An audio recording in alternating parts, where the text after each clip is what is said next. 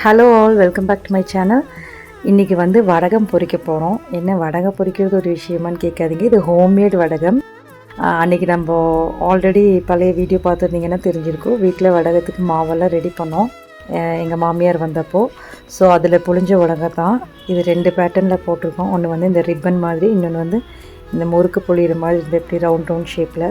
So இது ரெண்டுமே நல்லா காஞ்சி இப்போ பொரிக்க இன்றைக்கி தான் ஃபஸ்ட் டே பொரிச்சு எடுக்கிறோம். எவ்வளோ சூப்பராக பொரிஞ்சு வந்திருக்குன்னு பாருங்கள்.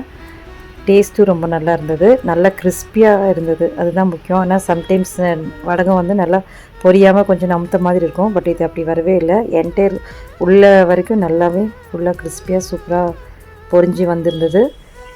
கலரும் ரொம்ப நல்லா இருந்தது, டேஸ்ட்டும் சூப்பராக இருந்தது. இனி சம்மர் ஆரம்பித்தாச்சு. நிறைய வீட்டிலலாம் வடகம் போடுவீங்கன்னு நினைக்கிறேன். கரெக்டான டைம் இப்போ போட்டிங்கன்னா இந்த லீவ்லெல்லாம் குழந்தைங்க வீட்டில் இருக்கிறதுக்கு ஏதாவது ஸ்நாக்ஸ் கேட்டாங்கன்னா டக்குன்னு இதையும் பொரிச்சு கொடுக்கலாம். ப்ளஸ் நம்ம காயெல்லாம் இல்லாட்டியும் பொரியலுக்கு கண்டிப்பாக இது வடகம் வச்சு கொடுத்தாங்கன்னா கொஞ்சம் குழந்தைங்க கண்டிப்பாக விரும்பி சாப்பிடுவாங்க. நீங்களும் ட்ரை பண்ணி பாருங்கள்.